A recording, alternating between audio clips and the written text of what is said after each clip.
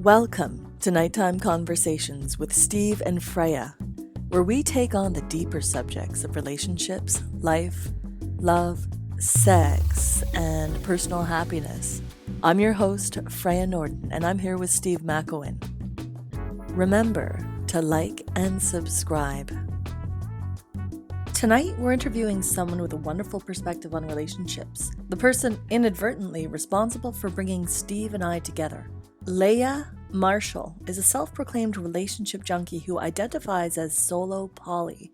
She's the founder and leader of the Esther Perel Discussion Group on Facebook, a community of almost 12,000 members from across the globe who regularly discuss relationships, intimacy, sex, desire, and infidelity. She's also the creator of Song Therapy, a video series which breaks down the relationship dysfunction in popular songs. I will post all of these links in the show notes, as well as some other resources generously gifted by Leah. All right, I'd like to start the conversation off.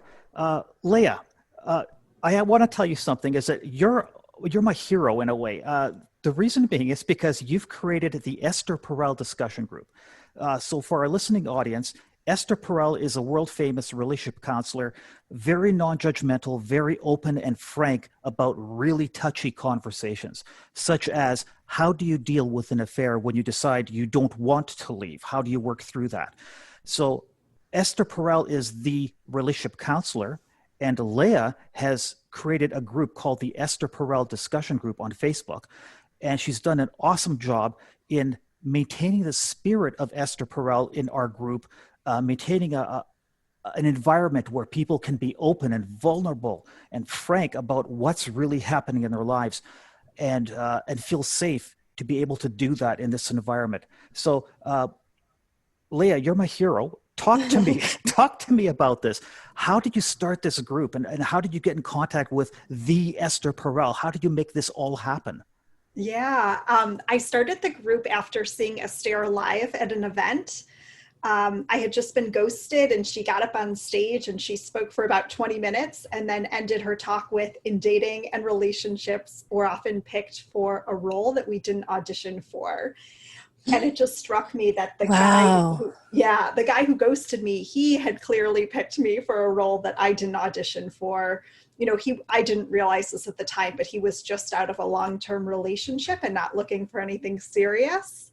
And I hadn't been in a relationship for a while and was really looking for something meaningful. So I just remember seeing her and realizing how much I wanted to have meaningful conversations about what she shared and similar topics, and didn't really have a community built in to do that. So I think that night I created the group with no idea that it would become what it is today.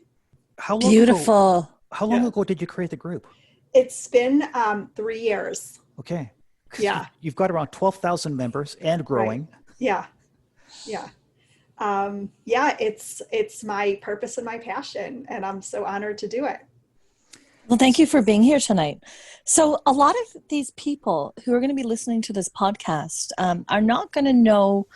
So we're talking about polyamory or non-monogamy, and they're not really going to be sure what that means. And I happen to know from my work that people imagine that it's having sex whenever you want with whoever you want. Yeah. Which is a kind of which is kind of scary to think about. So can you tell us what it means to, like, in your mind, what does polyamory actually mean? Yeah. So to me, polyamory is simply the practice of more than one intimate relationship. So we're talking both emotional intimacy and physical intimacy with more than one partner. And this is the important part, with the informed consent of everyone involved.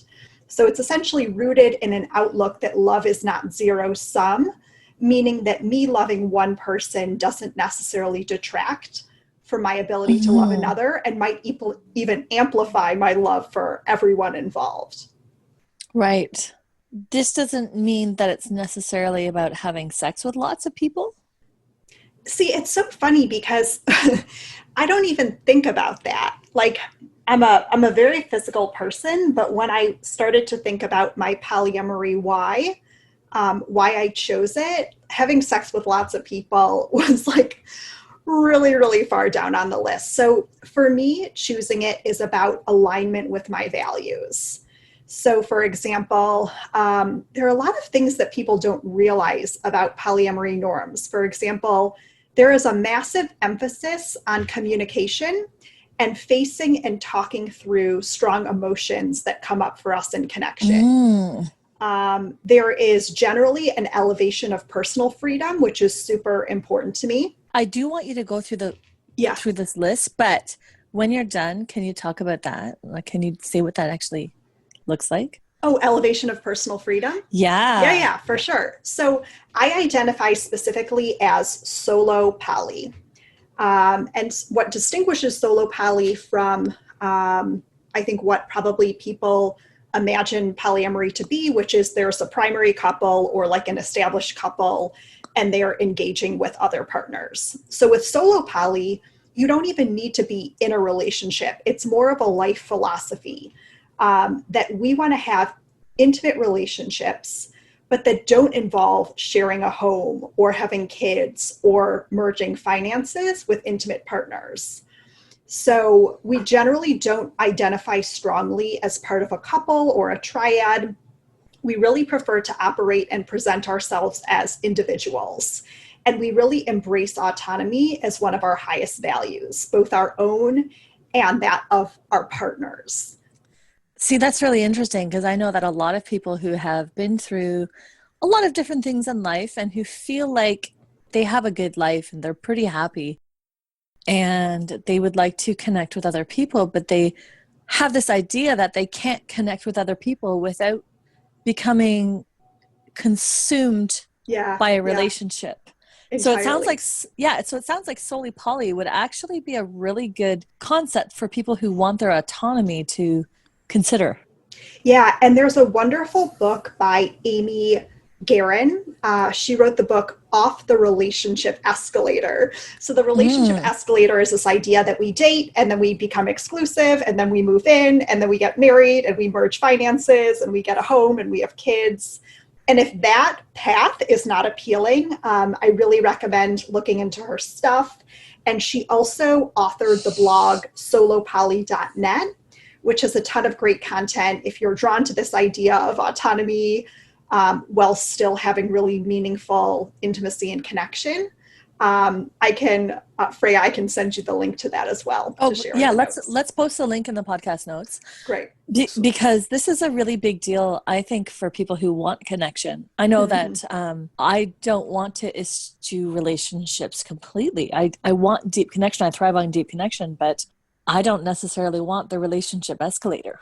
Yeah, I completely relate to that. And it's funny too, because, it's only recently that I'm kind of labeling myself as polyamorous or solo poly, but it's really a philosophy that I've been practicing probably for the past decade. It's just always been within me. I just haven't had, the label for it.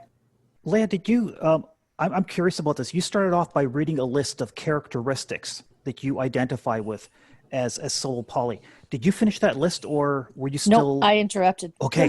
Could you get back to that? Because I'm curious. I want to hear the rest of that. Yeah. So this list, it's actually not related to solo poly, but more because Freya asked me about sex and is like, is polyamory just about having loads of sex? And if you just want to have loads of sex, wouldn't you just stay single? And what I was saying, when I started thinking about choosing poly, it was really about like deep alignment with the things that I most value. And some of those things are the desire for ongoing growth and deeper self-awareness and challenge in relationships. So one of the norms in polyamory is communication. There's a really strong emphasis on communication in advance of things that could happen, probably throughout things that are happening, after, like proactive communication, like arranging a once a month or once a week check-in to talk about how things are going. And all of that is so deeply appealing to me. And I would say is maybe not necessarily as much of a norm in monogamy. Yeah. No, I think it's a lot more common for people to just be like, well, if I don't hear anything, it's all good. Right. Yeah. And it's And interesting no because news is good news, right? I've really been diving in kind of in true Leah fashion, just listening nonstop to podcasts and reading audiobooks. And that's really the common theme is in polyamorous relationships, like the amount of communication is really to the max. And it's funny because I just had a bit of a relationship ending with my first experience with poly, and someone was asking me about jealousy. And I'm not someone who experiences a lot of jealousy, but what I was noticing is I was feeling envious of the conversations that they were getting to have about what had just transpired and the feelings that came up and working through them. And, communication relationship is like a huge source of like, I don't know if I'd say pleasure, but I'm so drawn to it. And I'm so, I'm just so turned on by it. So the idea that would be a norm within this relationship structure is super attractive to me. So Leah, something that's just hit me is all the things you mentioned are not only useful within the context of an open relationship or poly, they're useful within any relationship. The theme of openness, making sure that everyone involved is aware of what's going on, communication, heightened self-awareness, personal growth. That's all valuable stuff regardless of what relationship you're in. 100%. And what's interesting too is I feel like the norm in monogamy is let's try not to face the uncomfortable stuff. And if there is something uncomfortable, let's maybe see if it'll just go away. Whereas in poly, there's a real embracing of the tricky emotions. So for example, like jealousy is one that comes up commonly. I mentioned that's not a big one for me. There are other ones that are more challenging for me, but let's just use jealousy as the example.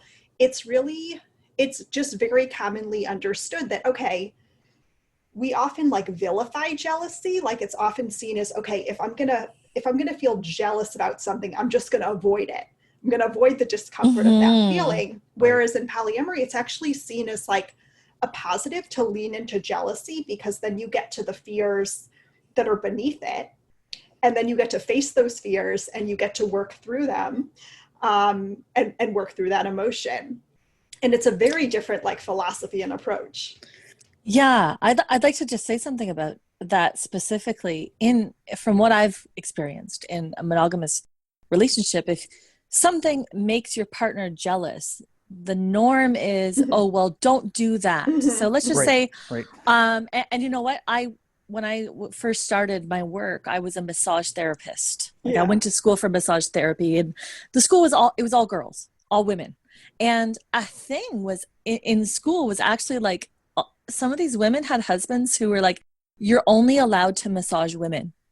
You're not allowed to massage. Now this is therapeutic massage. So because the husbands would be jealous if they were to be touching other men. And this is a normal thing where if you do something that makes your partner jealous, your role in a monogamous relationship is to stop doing that thing so that they can avoid that feeling. And in polyamory, from my understanding, instead of controlling your partner's actions, instead you look within and say, well, why am I having this feeling? And what can I do to mitigate that feeling? Maybe there's some healing or some personal work that I need to do. Maybe I just need to, do you know what I mean? Like you have to face your demons rather than controlling other people. Yeah. Is that correct in what You're totally correct, but I do want to add a caveat, which is a common, let's not call it a mistake, but a common action. Trait. Characteristic, that couples that started out as monogamous that are interested in opening up make. So let's say there's one person who's needs to move a little bit slower, is a little less comfortable with the idea. And there's another person who might be a little bit more open. So generally what happens is the more open person says, okay, more closed person, you can set my rules of engagement so that you feel safe and so that we don't ruffle feathers within this established couple. And then I can play and you can feel safe and everything will be good. And it was funny because the other day I'm in a couple closed polyamory groups on Facebook, and there was a woman who posted, it was a list of about 150 different activities that someone could do with a partner. And they basically went through all of them and like, yes, no, maybe checklist, what one of the partners could do or experience with another person. And that kind of happened to me in this my kind of initial experience with polyamory. Was the guy identified as poly, the woman identified as monogamous. They were trying to open things up. And as a way to make it safe for the woman, the guy said, okay, anytime I want to do something with a partner, I'm going to get your permission first. So it turned into kind of this almost parental dynamic where you're asking for permission. And then I experienced two things. Number one, I had zero privacy because they needed permission. And so everything was being shared. And then I also felt like a random person had more say over what I do with an experience with my body than I did. Yeah. And so I wanted to share that because oftentimes when couples start to open up, there's this desire at all costs, let's protect the established couple. And so I think you need to be willing to feel, to realize it's a death to the previous relationship, to the monogamous relationship, and you're stepping into a whole new one. And if your number one priority is at all costs protect the existing relationship, it's not going to be a good experience for everyone involved. I mean, if the core idea is personal autonomy and freedom, and you're putting all of these rules on yourself as well as another person who hasn't really consented to having these rules imposed on them and their romantic experience, it's probably not going to go well. Leah, I'm hearing something that this could be just my mind, so correct me if you're not on the same page. My mind is thinking, okay, so I'm seeing two things playing out. One is my ability to step into my authentic self to a greater degree. I would hope that I could do that. And then there is the fear of, well, if I become more authentic, then my partner will like me less, so I will sacrifice my authenticity and do less of that just so that my partner doesn't get upset. Are we on the same page? Yeah. It's almost like a schizophrenic dynamic where on the one hand, you're yearning for authenticity and autonomy. And on the other hand, you're almost playing like a parental role for helping this partner avoid discomfort. I'll sacrifice who I am just to make sure my partner doesn't get upset and possibly leave me. Right. Yeah. Touchy. That is a touchy topic. It's super touchy. And I know Freya and I were chatting before this, and she was asking me about opening up and can it work with, a couple that has been monogamous. And there are a couple things that I wanted to share. Number one, both people need to be comfortable with the death of the previous relationship. So when you're starting a new relationship with someone, you're co-creating it together. But when you're changing an existing one, especially where one person is monogamous and the other is poly, it can really highlight potential incompatibility and lead to power struggles and hurt. So let's say, again, we'll use this example where the woman leans more monogamous and the guy leans more poly. And just the caveat is, I don't want everyone to think that that's always the dynamic, because it's really not, but that's just the example I experienced. So that's the one that I'm using. So I think in him seeing me, going on a date with me, it brought up the trigger of this potential incompatibility, and then led as a way to deal with like the fear and the triggers that were coming up. The woman essentially said, I don't want you to talk to Leah, to her partner. She said that for 2 weeks while I figure out what I'm comfortable with. So it led to then her asserting her power over him as a way to deal with the discomfort. Okay, I felt out of control. Now I'm going to assert my power to feel more in control. So in order to successfully open up a relationship, I don't think you need to start from scratch. I think it can be done, but I do think that the couple needs to be comfortable with the death of the previous relationship rather than creating all of these rules and safeguards to protect it. That's a really interesting point. Because this, I do want to stay on this subject, or at least come back to it, because I happen to know that a lot of my particular clients and people who would be speaking to me are coupled, and they're open to the idea, but also worried. Is this something that can really work for somebody who's actually in a couple? Yeah. So, I just want to interrupt for a second.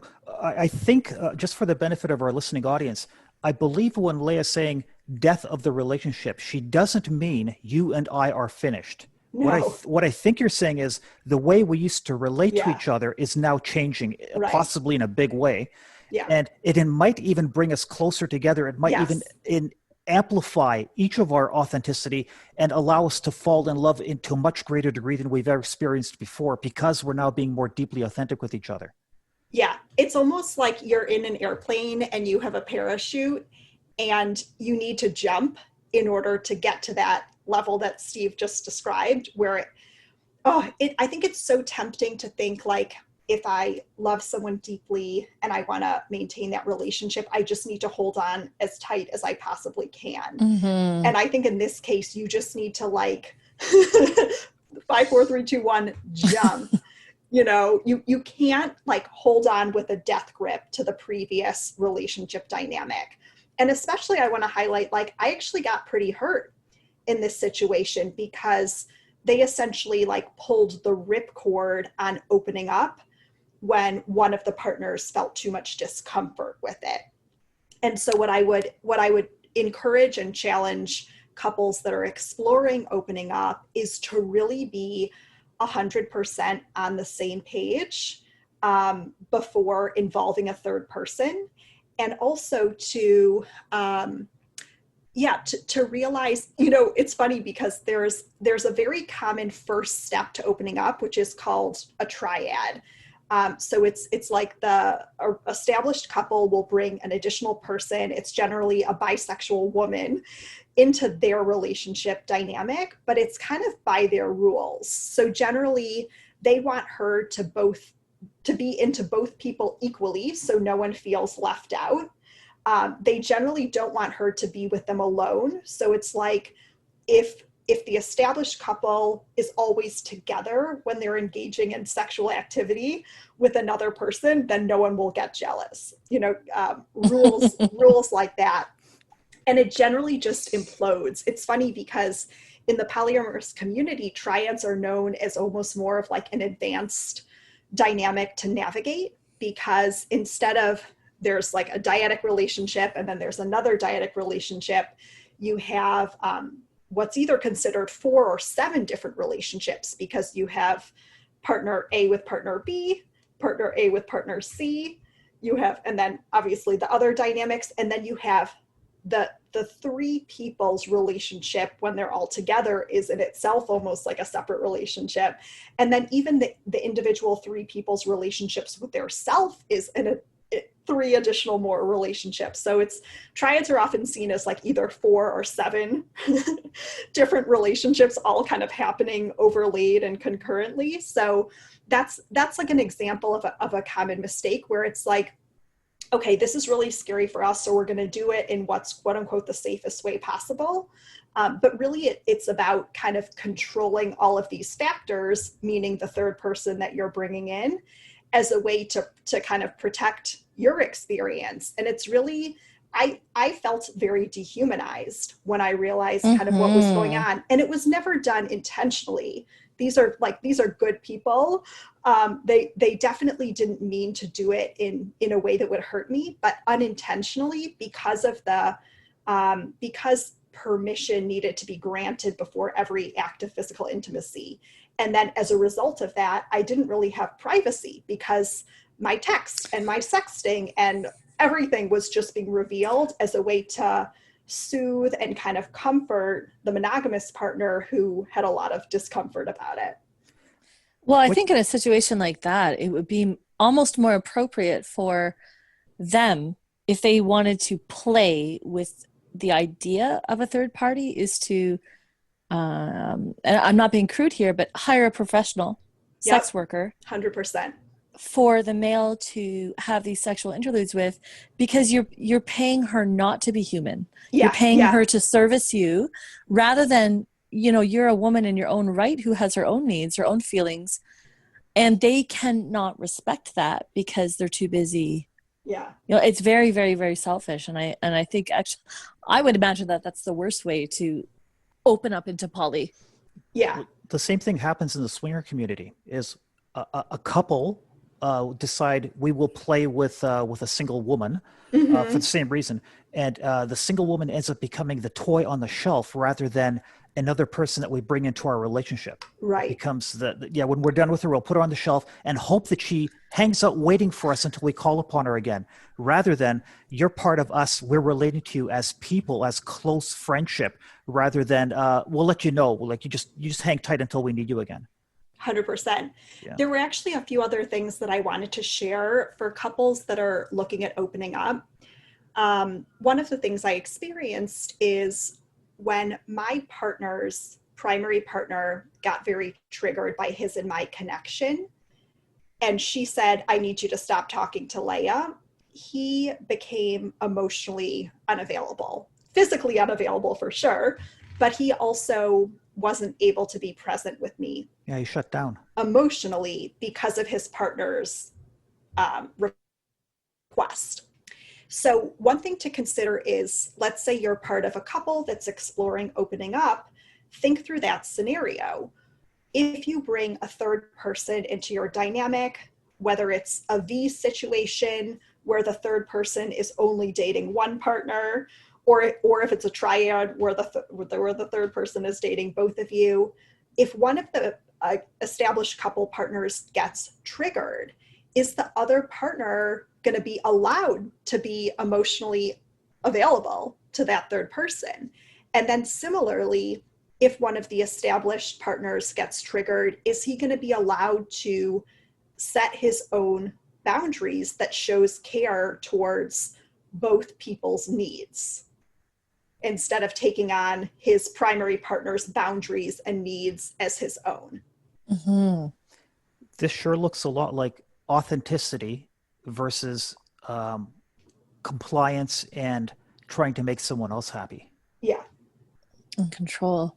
I have a question, which is a spur of the moment question. Neither of you know about it, but so I was speaking with a wonderful person lately, and she's in a relationship where it's been sexless for a good 15 years. And she said that the relationship is great. They're best friends. They cohabitate. Yeah. They live together. They love each other. It's wonderful. And that doesn't want to change. Neither of them want to change that. It's great as it is.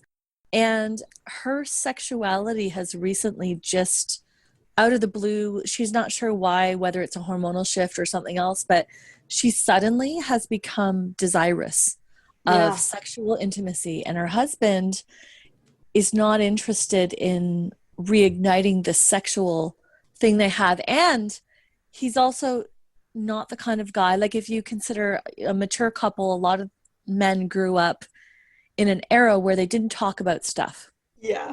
So she brought up the idea of a hall pass, and he's like, well, he became kind of awkward, and then the discussion kind of got pushed aside. So my question is don't ask, don't tell ever a good idea for couples who are really secure with each other, but where one person maybe wants something that the other person isn't willing to offer?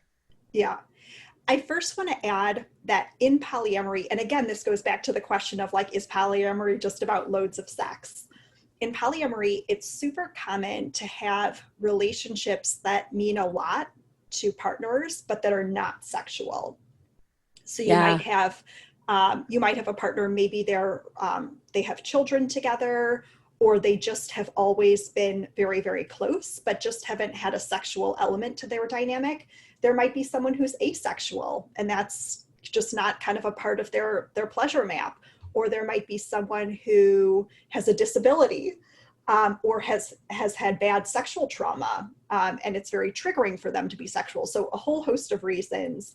It's very common to have, say, like a primary polyamorous couple that's not sexual, and then they meet their sexual needs, or maybe it's a need for a very specific kink that one partner is not interested in on the side. So that's super common. In terms of don't ask, don't tell, I think it's always important to get beneath the why of the don't ask, don't tell. Is it about an avoidance of discomfort, or is it out of respect for your partner's privacy and intimacy? So for example, I shared like the example of my first poly experience, which is where I didn't really have privacy in my intimacy, and I wasn't getting consent for my partner to share about our intimacy with his partner. If the don't ask, don't tell is done by one partner out of respect for the third person, like, I believe intimacy is very sacred, and it's something that's shared and that's private. And just because I'm the primary partner, it doesn't give me a right to know the ins and outs of my, of their sexual experiences. Yeah. If that's the why behind it, I think that makes a ton of sense. But if it's about, okay, this is really uncomfortable for me, and I'm going to avoid that discomfort by just not knowing about it, I think that's a really, really bad. I mean, that's almost like non-ethical monogamy. It's almost like denial. Yeah. Yes, but, and I'm only asking to play advocate here, but Sure. what if the other partner who's not interested in intimacy, sexual intimacy, he's super interested in the relationship with her, but he's not interested in sexual intimacy, and he doesn't really want to talk about it much. Yeah. I would also add that I think the request for don't ask, don't tell, it's not always set in stone. So it might be at the very beginning, they need a boundary of just don't tell me about it. And then let's say they see their partner developing a really intimate bond with someone else. Maybe they'll get curious, or actually, that's a really good point. I see that a lot in the podcast that I've listened to, there are a lot of couples that started out with don't ask, don't tell because they just weren't ready to deal with those big feelings. And then as they developed additional skills and they saw their partner's relationship, then they wanted to engage with it. I'd like to add that if I was the person who asked my partner, I'm not going to ask you, don't tell me. I would say the onus is upon me to change that situation, to then tell my partner, okay, that thing I said a couple of weeks ago, don't tell me. I've shifted now. I would like to have a more open idea of what's going on. So are you now comfortable shifting to being more open about this? Because I know I shut it down 2 weeks ago. Are you comfortable now opening up more? Yeah. And another thing, Freya, for your client is maybe they have a clause in the don't ask, don't tell policy where, let's say something really scary happens, like the condom breaks and the person has an STI, or let's say there was, God forbid, abuse, that, if there were any health or physical safety concerns, that then they could break the don't ask, don't tell policy. I'm going to say, just from personal experience, and I'll give a really specific example. It's not, it's the thought of it that's worse than really actually living it. And one thing that my ex and I went through is, so I have my practice where I do a lot of things with clients, and I taught, and my partner and I were never, this particular partner, we were never open to opening up our relationship. Okay, I was. He was not. Yeah. And so we didn't. But, I do massage for people. And I do a lot of, I do intimate massage. I do tantric massage. And I taught him to do the massage as well. And he was phenomenal. And one of the interesting things was that neither one of us wanted to see the other person engaged in an intimate massage with another Yeah. person, because it was sort of like, I just don't want to see that. It's okay Yeah. that you're doing it, Yeah. but I think that if I saw it, it would hurt me, or I would feel jealous, or it would be weird. So what happened was, one time we decided to do, somebody requested it, and we decided to do a forehand massage, the Yeah. two of us together working on somebody. And we thought it would be weird. Yeah. And you know what? It wasn't. It was actually a really beautiful experience. And then so we did that on both males and females. And it was like, wow, this was amazing. And I felt like it brought us, it almost like it brought us closer together, to have that trust in each other, and Yeah. feeling, it was a really, there's no way to describe it until you actually do it. And that changed something in me, where I felt like, you know what? I feel like his intimate interaction with another human is really, really beautiful. Yeah. And I know that he had a lot of female clients, and it was like a warmth in my heart that they were having this like beautiful thing. So I'm just saying that sometimes where it initially seems scary, when you go through it, when you bite the bullet, you go through it, it's not that scary, and it brings you closer. Yeah, it's so true. I hear, again, in a lot of the podcasts I listen to, that originally the rules that were established early on became things that they completely scratched, and then were ultimately like the greatest sources of joy for them. And it's often just what we fear or imagine in our mind versus what actually is. And there's a really good kind of template, almost like, think of Mad Libs template, that you can use to get to the fear underneath the jealousy. Ooh. So it goes, when blank happens. So let's use the example you just used of your partner. So when my partner is erotically massaging another woman, I make it mean, you know, I'm not good enough. He's going to like it more than he likes it with me. He's going to leave me, you know, et cetera, the whole litany. And then my fear is that means that I am not enough, not attractive, et cetera. And that eventually blank will happen. You know, our relationship will end. What are some of the other things? My He'll partner stop won't wanting to love have me. sex with me. Yeah, my partner won't love me. All of those things. Yeah. And it's a great way. It's like, and then that will happen, and then that will happen, and then you can get to the actual fear versus like the surface level jealous response. I think that getting to that, what the ultimate or the eventual fear is one of the most important things that you can do for these sort of knee-jerk reactions. Yeah. When it comes to your relationship. And I'm not even talking just poly, I'm talking any everything, relationship. Yeah. Because most of our controlling actions are based on a fear which isn't even real. Yeah. 100%. And when you get there and you realize, oh, this fear made sense when I was 5 years old, but it doesn't make sense for me right now with this partner. Yeah.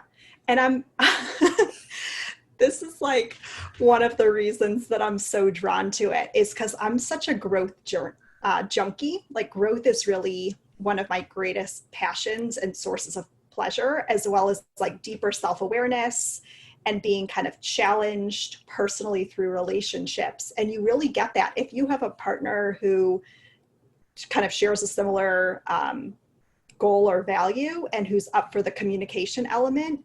There's so much personal growth that you can experience through these dynamics, because you're essentially facing the fear head on. Mm-hmm. That's a big one. Choosing to grow, choosing to face the fear rather than letting the fear control you. Yeah. I was in a don't ask, don't tell situation fairly recently, and it seemed quite innocent. Yeah. Met a new woman, and I told her, look, I'm a very progressive person, so if you're a Trump fanatic, please don't tell me, because I don't want to know about it. In the weeks later, I realized, I just put her into a really no-win situation. I had no clue. I've basically told her, if you are leaning that way, lie to Steve, because he can't handle it. Yeah. And if you're not, don't tell him anyways, because he doesn't want to take the risk. So I contacted her to fix that and said, I withdraw that. Please forgive me for my request. Yeah. That's beautiful. There were two other things that I wanted to add for couples that are considering this possibility. Two other reasons why I'm super drawn to it. So one is I've noticed, even just as I've approached dating, rather than meeting someone and seeing a great quality that they have, but then also a list of qualities that they don't necessarily have that would be important to me, I can really just appreciate them and that quality for what it is, instead of needing it to be something more. And I love how I show up with other people when I come from that place. That's hugely, Leah, that's huge. Yeah, that's a theme I often talk about. I resonate with that deeply. And that is each person allow that connection to evolve naturally, rather than pushing it as in, you've got to be my next partner. You and I have got to have sex. Is that going to happen? Is that going to happen? Just let it evolve. Yeah. Yeah. And then additionally, it's so funny, like when we think about our communities, our friendship circles, we would never think, oh, I just want to have one friend because it would be offensive to that one friend if I have others. It would make them feel less than or not enough, because we live in a society that elevates community and social connection. No, like a lot of friends is a great thing. And it's actually like a huge indicator of like happiness and health from a lot of research studies. Yeah. But because of monogamy, we have this idea that that one person should complete us and meet all of our needs. And so it's kind of like you really need to do some questioning of conditioning in order to get to a place where you can realize I can have an interaction or a relationship with someone and feel a lot of energy and newness and excitement from it. And I can bring that to an existing relationship, and it can actually amplify and energize it. Just as if you might go to, you might meet a new friend, and then you bring stuff that you experience with that new friend to like a longtime friendship. That can be a really positive thing for everyone involved. And yet, because we're so wired for monogamy, it doesn't occur to a lot of people that that same dynamic can happen in our romantic relationships, and doesn't necessarily have to detract from any of them. I would agree with that. And I experienced that a lot in my own relationships, where I would, because I was often with partners who wanted and expected our relationship to exist in a vacuum and somehow to thrive in a vacuum, which it doesn't do. And when I would go out into the world and meet new friends, okay, so these are not people that I was sexual with, but new blood, have new conversations, have interesting and unique experiences, that filled me with energy and excitement and life and vibrance. And I was excited to go home and talk to my partner and tell them about it. And there was like much more to me that I was bringing home. And I liked that. I thought, oh, this is really great. And I believe that it's the same way with non-monogamy, because it's not even about the sex. It's about opening yourself to new people and experiences. Yeah, 100%. And it was interesting too, because again, in this initial experience I had, me and his primary partner were so different. I'm super athletic. She was very artsy. Her background was theater. They were very into kink and BDSM, and I'm into a lot of other sexual things, but not necessarily that. I am like super independent and really value autonomy and freedom. And I think that they really much more valued to be, I don't want to use a derogatory word, but just like super connected and with each other quite a bit. They really liked socializing with friends and going to parties. I'm more introverted and enjoy like one-on-one deep conversation and connection. I like to live alone. They like to live together. So it was like, there were so many points of differentiation. And I also know, like, I tend to be very in touch with feelings and emotions and love to go deep into my own and to explore other people's. And I think his primary partner was a little bit less that way. And I think he and I both have like needs in that area. And so I think I was able to help fill his bucket in that area which I would hope and imagine that when he went back to his primary partner, he was coming back with kind of that fullness and that sense of satisfaction that would then just lead to better things all around, you know? But Definitely. but it really does take the inner work in order to be in a place to receive that gift. Something that jumps to my mind is that specific scenario that you just mentioned is if the person's mind embraces the belief that this thing that Leah is, oh man, that is just so awesome. That's so great. Yeah. I now have to own that. Yeah. And I have to make sure I own that so it never goes away. That's when the problem starts happening, and that the partner starts feeling you're neglecting me. You've shifted your focus. Now you want to leave me for Leah, as opposed to, no, this isn't a matter of ownership. It's just a matter of enjoying this specific experience with this person. That's it. Yeah. Yeah. And I know Freya had asked me, what are some of the belief systems that are normalized in monogamy that need to be like examined and possibly let go of in order to consider this? And one is that my partner is mine and mine alone. Yeah. And that if they enjoy an experience with someone else, that it means that I'm inherently, as a result, not enough. I'm deficient. I'm defective. Yeah, I'm not enough. Yeah. So can we talk about that? Because I think that is one of the biggest, I would say, obstacles is that am I going to feel like I'm not good enough or that I'm not enough for my partner if I let them, and I know I'm using terms that all three of us are going to bristle at, but if I condone this, if I approve of this. Yeah. If they are to have a relationship with somebody else as well as me, doesn't that mean I'm not good enough? Does it mean that, am I not going to feel hurt? Can you talk to me about that? Yeah, it gets back to that model, that template that I shared.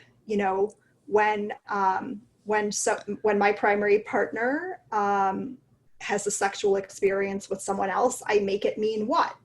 And then my fear is that means that what? I'm not enough. I'm not good enough. That I can't meet all of his needs. And I think it goes back to, you really have to do the inner work. Like if you want all of the rewards of this, which is that we don't need to get every single need met by one person, and we don't need to only have sex with one person for, 50, 60, 70 years. It's that the price of admission is doing this inner work and questioning all of the programming that we've been given. And it's not to say at all that monogamy is less than. It's just, if you're drawn to the ideals that I've shared throughout this conversation, then the price of admission is the inner work. I think that a lot of people do chafe under monogamy, but feel like there's no other safe option. Yeah. So within the context of this conversation, I want to spin a positive light on monogamy. I use this expression, organic monogamy, meaning that if you meet somebody and you're inspired to be focusing on them for a while, that's not a commitment to saying, I will never have sex with anybody else. It's just, I'm inspired to be focusing on you. That's what I'd rather do. So I'm not asking you to limit yourself. It's just that's what I choose for myself, that I'm not interested in looking elsewhere at this time. And that might last years. And that's fine. So that organic monogamy or organically evolved monogamy is a different thing than stepping into a relationship and saying, I commit to not having sex with anybody else except you until we break up. The funny thing about that, Steve, is if you want somebody to desire something, just put an obstacle in front of it. Well, that's the funny thing about the rules thing, is that the very thing that generally new couples to open relationships do makes them want the forbidden fruit so much more. It's easy when your relationship energy is burning to say, oh man, sex is so easy. It's just so easy to be with her. She's just the most perfect woman in the world. It's just so easy and effortless to get along with her.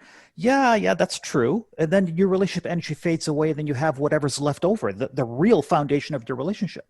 So, but not only that, once you have permission, like if technically, I'm in a relationship, if I have permission to technically explore in any way that I want to, it doesn't necessarily mean that I want to. Right.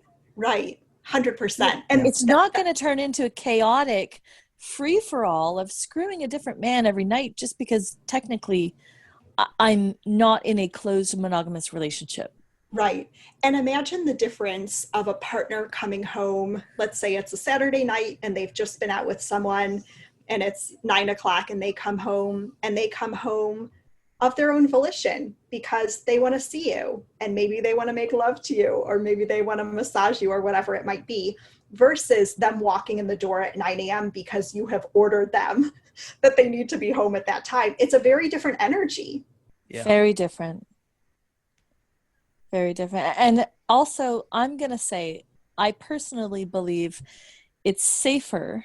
I'm using the term safer in quotations, but it's safer when they know that they can tell you anything. Yeah. Compared to, they can only tell you a very narrow band of things, whether it's experiences that they've had or desires they have, because anything outside of that very narrow band means that they're going to be in trouble. You know what? You're basically setting them up to hide who they are authentically, like their inner selves, to hide their desires, and you're setting them up to lie. Yeah. And that's why, going back to the don't ask, don't tell, obviously the lying wouldn't apply in that situation, but it's almost like if you tell someone, I just don't want to hear any of it, it's almost like you're cutting yourself off from all of the benefits that could come from that person having that experience. So let's say they come home after being out and they have like beautiful energy and they're really turned on and they want to make love to you. Like, wouldn't you kind of want to know, like, what's going through your mind? Like, what did you experience that moved you to this place? It's like you're kind of cutting yourself off from, to me, that would be like the gold in the relationship, like the juicy moments. Well, because once we remove the whole, well, they're enjoying other people because I'm not good enough. If you remove that, human beings have mirror neurons, which means that we love experiencing things through other people. This is why we watch television, why we read novels, why we share stories, why we look at pornography, why we listen to things.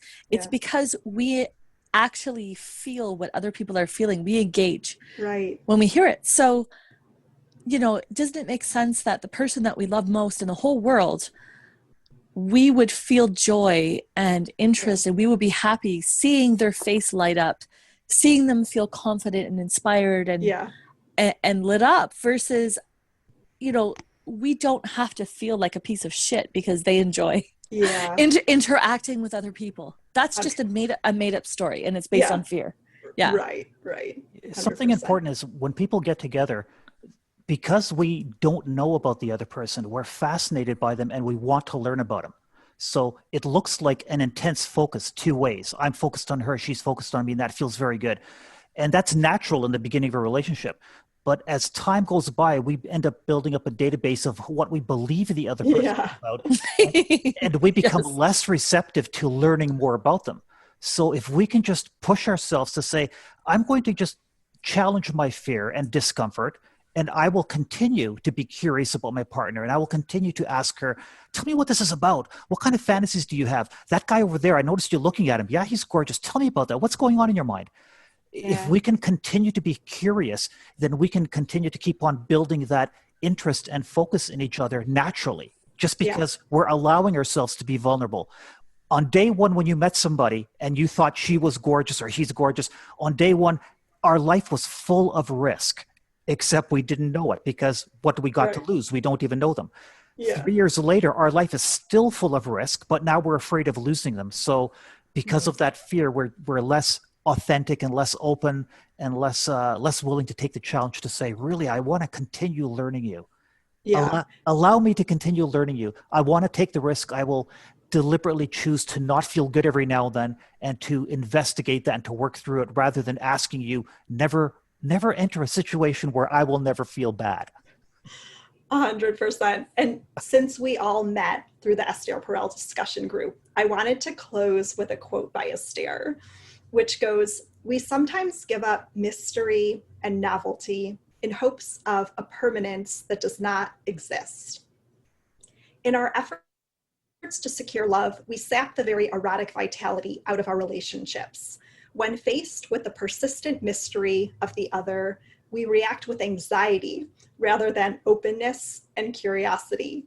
We want to make them known, predictable entities so that we're not ever too surprised.